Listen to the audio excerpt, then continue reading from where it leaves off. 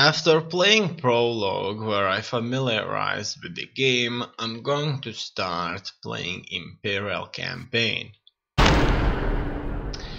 So first of all, I'm going to choose no advice whatsoever so that I wouldn't get that indication in the top left screen of a general or an administrator. Campaign difficulty is going to be set to hard, and battle difficulty will stay at medium. Arcade battles, no. Manage all settlements, no. Follow AI characters, yes. No battle time limit, no. Short campaign, no. So I have 3 families to choose from. In the prologue, I played with the Julii, who are the red ones.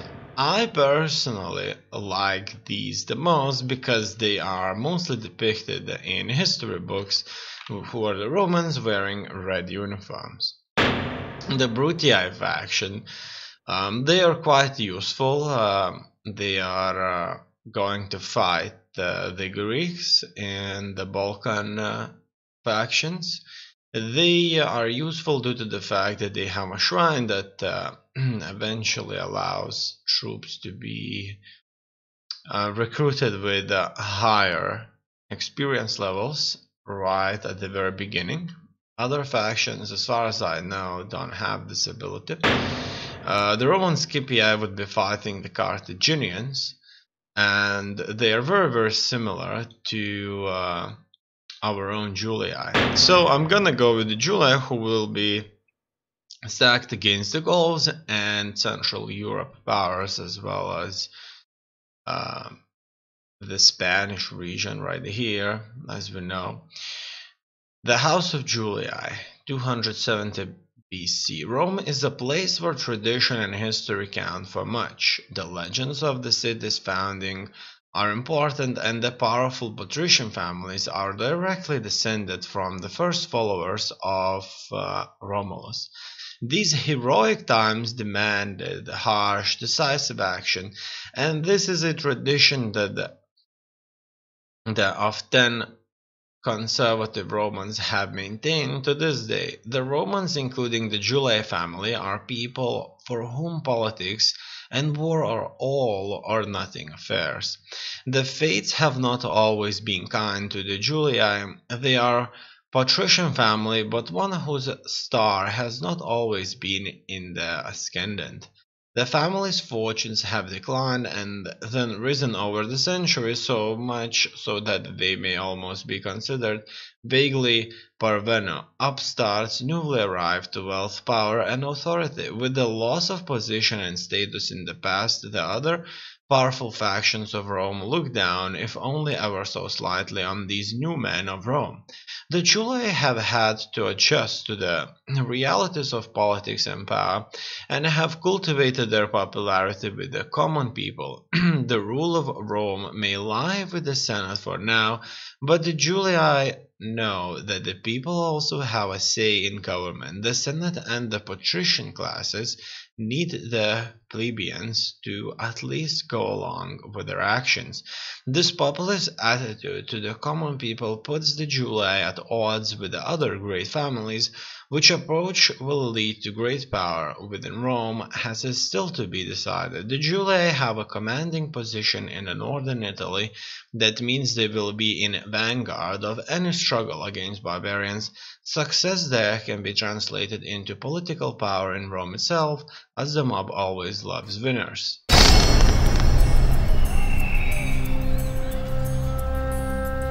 Gods. I hate Gauls. My grandfather hated them too, even before they put out his eyes. Did you think I'd be out here on the frontier without good reason? Yes, Rome needs a strong frontier. No, Rome doesn't need unwashed barbarians at her gates. So, that's why I'm here, the leader of the Julii, to bring Roman order to stinking Gauls. Revenge? That'd be good too. This war against the Gauls won't last long. And when it's done, I've got plans. This is all about power. Power in Rome. Going down that road means dealing with all my rivals. The Senate, the Greeks, those Carthaginian elephant riders, the Scipii and the Brutii families too. After all, the man who controls Rome rules the world. And one day, I will be emperor. Well, that's an early thought. It's a republic right now, so nobody should be thinking much about empire, and Rome has been one of those nations that got rid of their king.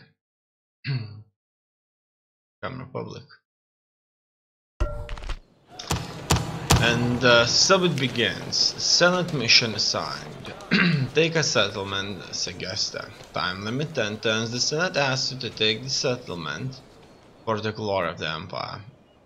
You will be greatly rewarded. So that's the suggested settlement that we so much Ready to sail!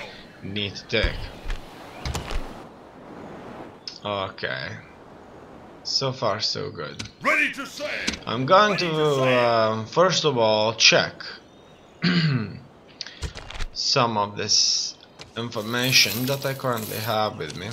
So projected profits are going down, unfortunately.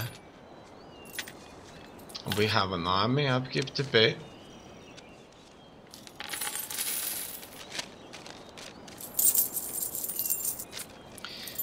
It looks like there's no info on the navy.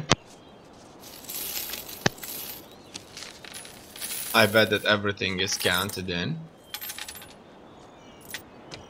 Diplomacy wise, we're only fighting the rebels. And here the Senate may as well provide us with some additional information on the factions out there. You can stop the video and read through this.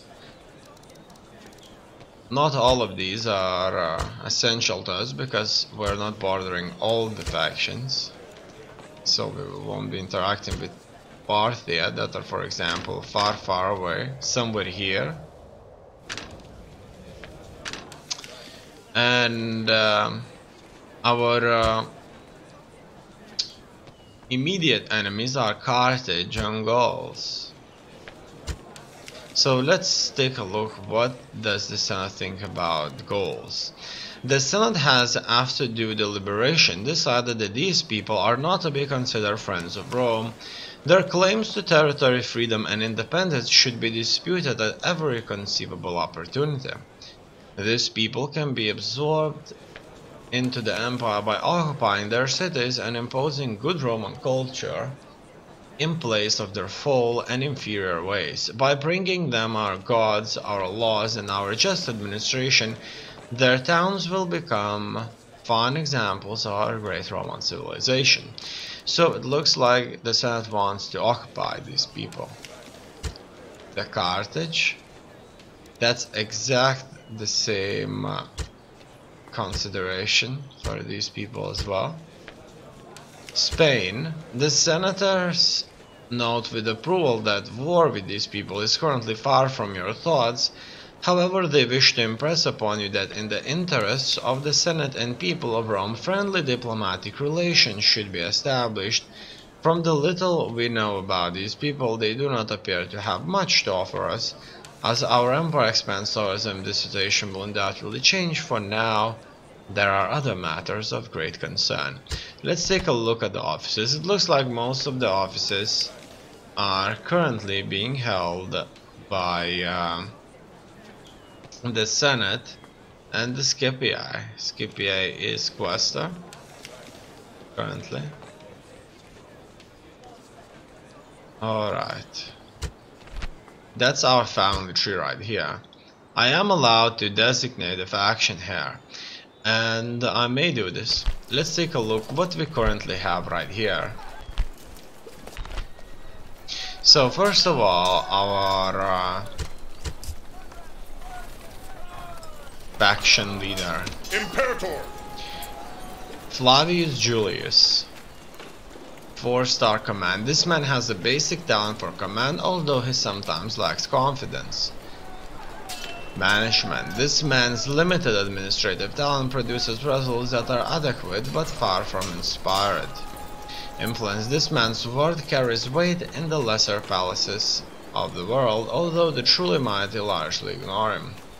Is a faction leader, good commander, command talent, confidence in defense, consummate politician. This man has complete command of the political arts and has mastered the sincerity needed to use them to full effect. +3 influence improves the chances of getting elected to senatorial offices. 15% bonus to our popularity within the Senate. Skilled bureaucrat. This man shows great skill at managing settlements and is not easily faced by administrative hiccups. +2 to law, improves public order. Stern. This man's manner and lifestyle tends to be severe and unforgiving. +1 management. 100% increase to cost to bribe. Age retainer. Loyalty cannot be bought in summon, but when and must be treasured and respected. +1 management, +1 to personal security, improves the chances of detecting and foiling assassination attempts. This is one of the people in his court, an aged retainer, and he has a bodyguard of large spear-armed cavalry with him. Imperator. Okay, let's take a look who else is out there. So he has 3 sons who are already of age, 28, 29 and 31 years old. The oldest son is to be considered as a heir to the throne. He has freeman clerk as his associate, an able and loyal assistant in the day-to-day business of government, +1 management, 10% bonus on tax income. Faction heir, confident commander, politician, superb administrator. This man has an effortless talent for government. His inferiors are aware of this and strive to do their best as well. +3 management, +3 to law, improves public order. Very lively. This man detests laziness amongst his staff and cannot abide sloth. +2 management, +20 movement points, gives armies the ability to force march, 10% discount on construction costs. So very good character to build very expensive things. Being the faction heir gives this man a certain amount of power and influence regardless of his ability. Okay. All in all, he has 6 points on management. More often than not, this man solves administrative problems, but some crises leave him floundering. So there's a limit of 10 of each of these. This man is of scant importance. He occasionally says sensible things, but the occasions are few. Command ability is at best a yawning gap in this man's personality. And he's Lucius Julius. His brother, Winter Julius, is a 3-star commander. This man lacks a real aura of command, but makes up for it with a good loud voice and a small talent for instilling fear. This man should not be entrusted with running a shrimp stall, let alone anything important. He has a drill master. Battles are less frightening for new soldiers if they have been cowed by learning drill from a fierce taskmaster. +25% to movement points, 10% discount on unit training costs. So he is a true commander. Natural born general, confident attacker, and as well he is lively. His brother, Bibius Julius. Trade is a sure road to wealth, even for the already powerful, as long as trade routes are kept open and safe. 10% bonus to all trade income. It looks like he could be a very good heir due to his ability to conduct trade. He's confident commander. Politician. This man has studied the skills to be politician and has developed the proper ruthless manner for the job. +2 influence improves the chances of getting elected to senatorial offices. 10% bonus or popularity with the Senate. Skilled bureaucrat, increased management, and 2 points to law. This man shows great skill at managing settlements and is not easily faced by administrative hiccups. Understanding of mathematics. Education has given this man good understanding of numbers and their uses. Now, that's what we currently have here, and I think that it would be a very good choice to make this man a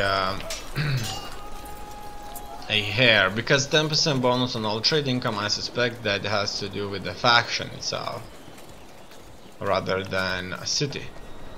So I'm going to take away Lucius Julius' right to be heir and give it to Vibius Julius, because that is what I want, and this is what should make the empire stronger at this time when it's very important. In turn, he ended up being disinherited. Once he was the faction heir, but he was considered unsuitable, he will have to live with the dishonor, while he ended up being faction heir, which gave him +1 influence. So it looks like +1 influence is not going to stay. It will be taken away with a disinherited trait. Okay, so we're currently not at war against the Gauls, which is fine. What I am interested in, will I be able to take yes, Captain. Out of move, sir. Aye, aye, Captain. This island, or maybe it's already taken by somebody else. Also, I would gladly take Syracuse from orders.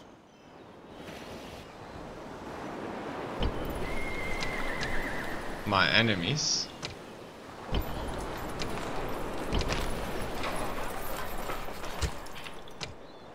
Also here, I need to start recruiting, and orders.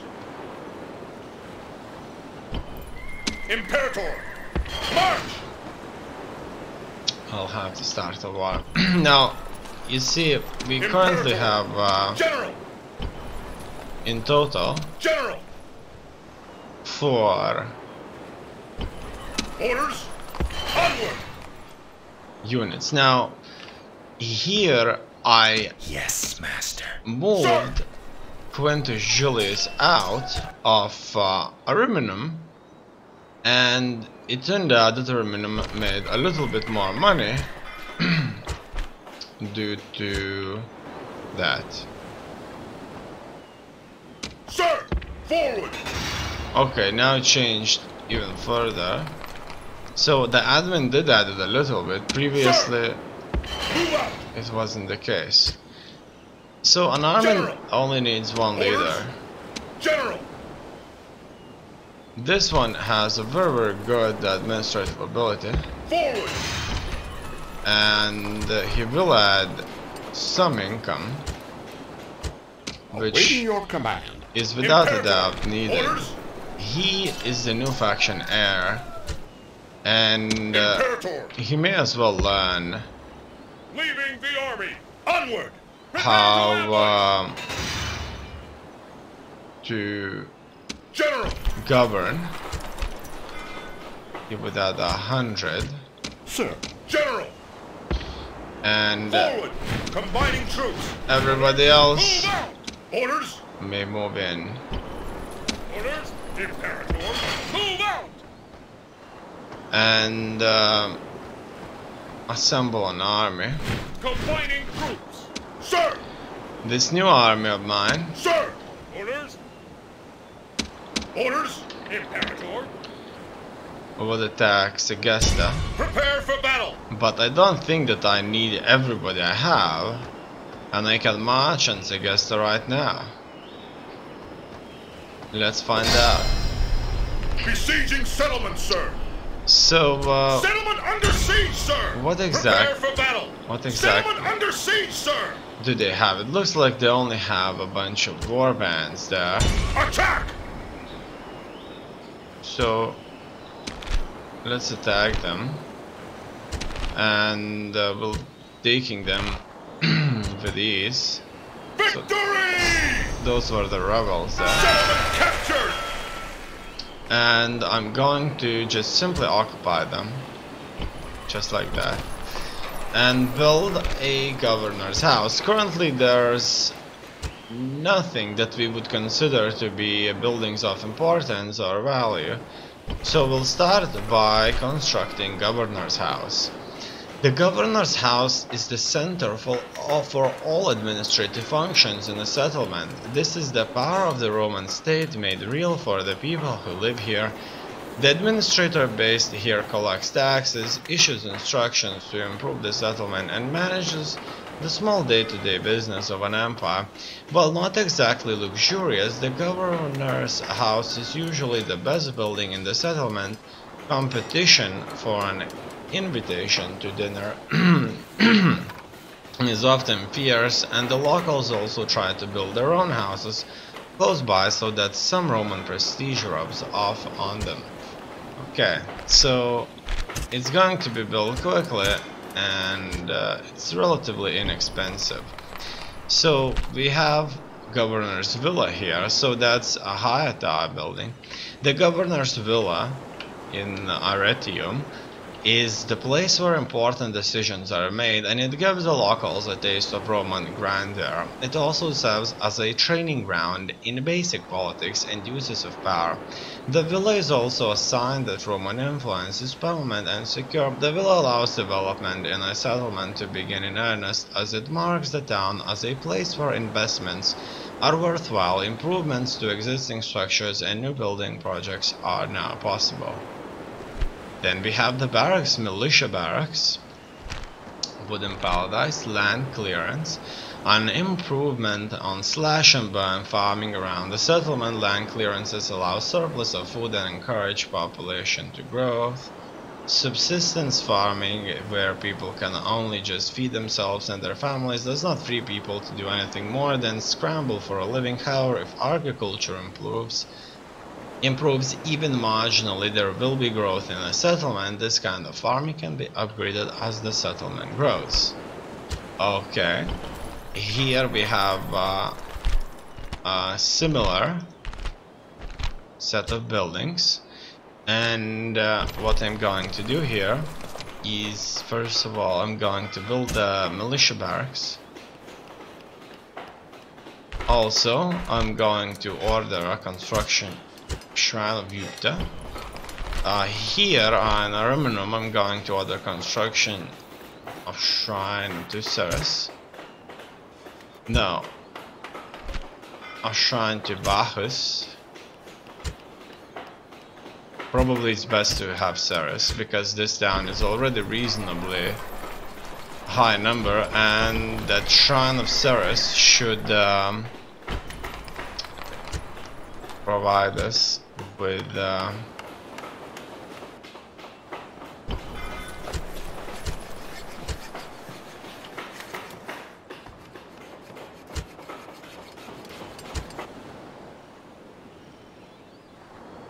additional growth. And normally I'm gonna build shrines of Jupiter, but I'm gonna build all three of them inside of northern Italy. The next objective of mine is going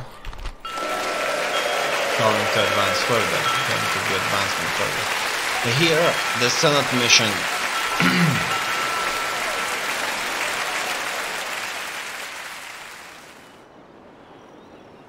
success celebration took place. We have been awarded with a 5,000 dinar gift. The Senate is pleased to know that you have taken the settlement. Alright, that's very good news.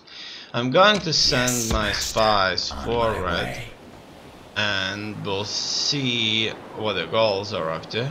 So, first of all, we see that they have two good settlements out here. Okay. The projected profits are at 2,800, so we may as well start creating ourselves a force. Also here I will construct downwatch so that I could send around my cities. Unfortunately, Triaria, I have been wounded quite a bit in the last engagement there. Orders! Move out! Out of move, sir! And the next thing I want to do is actually to attack Circus. It's a large settlement, without a doubt, a powerful settlement. Noble master? Well, know how much we're making from trade, 420. And we're currently trading with our allies, who are other Roman factions, right here. Also, they're probably going to attack Apollonia themselves and take it for themselves. The more I kind of interfere with them, the better. Okay, I just looked at the map and I see white color here. And it means that this island belongs to Carthage. In any case, Sir. Boarding ship. we may just move there ourselves Aye, aye, Captain! and Out of move, sir! try to make a deal with Carthage. And in the meantime, Aye, Captain!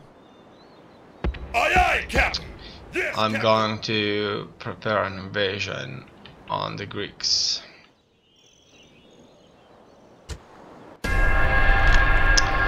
They wish trade rights. And I'm going to ask for money of maybe 2,000.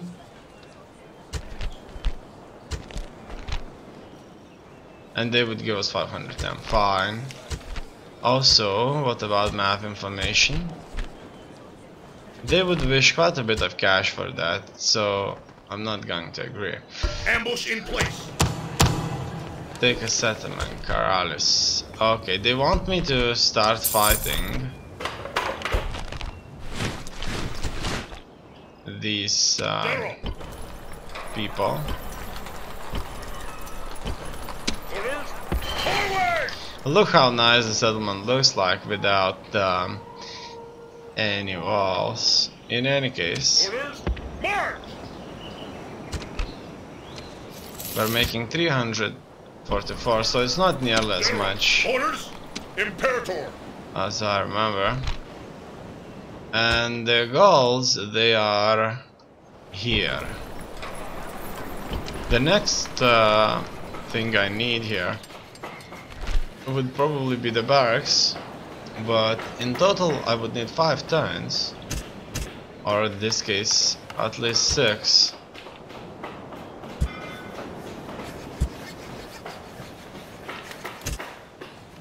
One more, Imperator! Forward! so that I could construct myself Imperator! General! Move out! a reasonable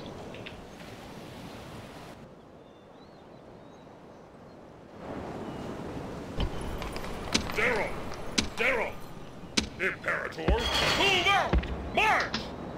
Forward! Forward!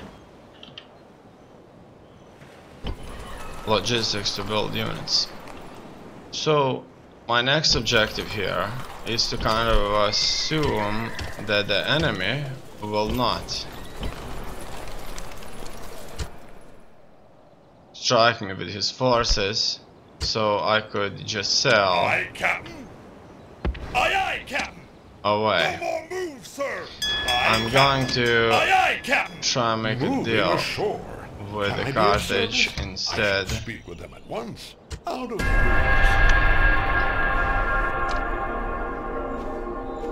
Done. Now, Imperator! who's Sir. gonna go? Orders, sir! Imperator! It's gonna Orders, be forward! my faction leader.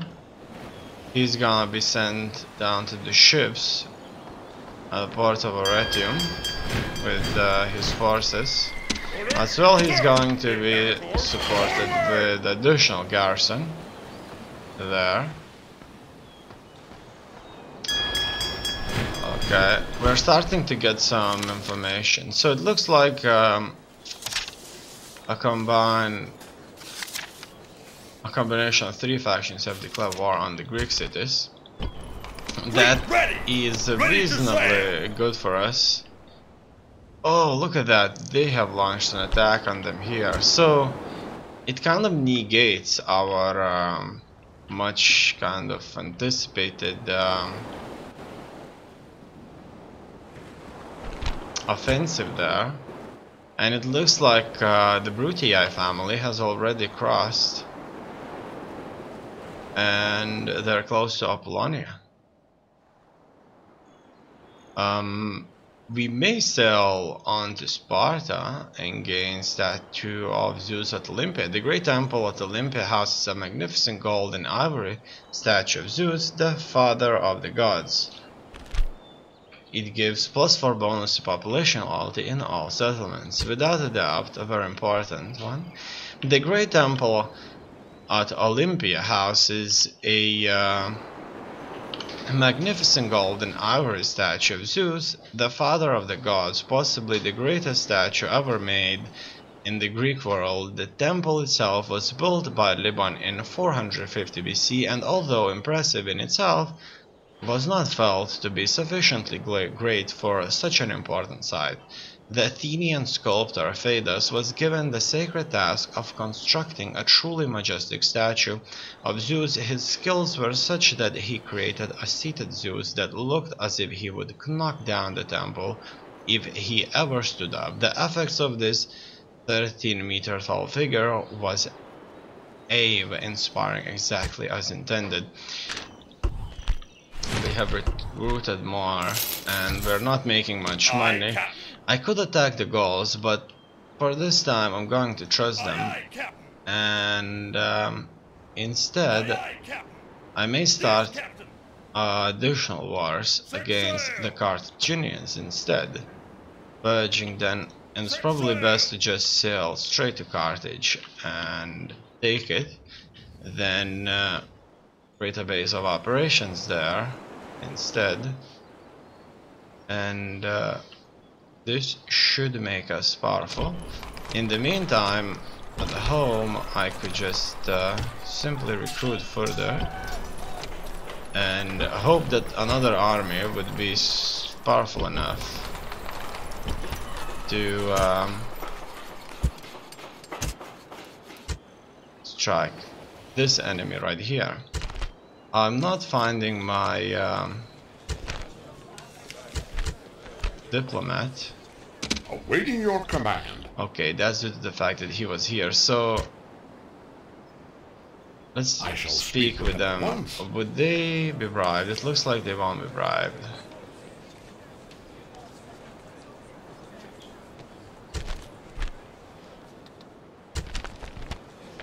We could offer them gift, I can't bribe them. In any case, I'm sending this guy back, and I'm gonna land him in Gaul instead. Can't sail there, Captain! Yes, Captain! No more moves, sir!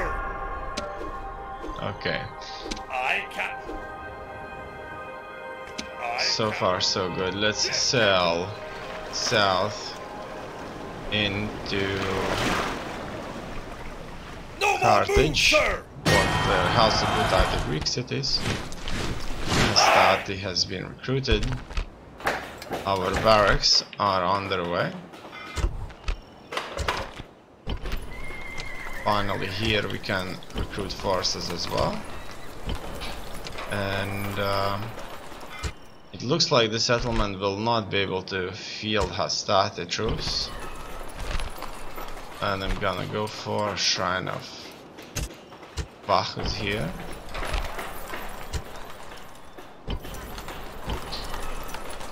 So far so good.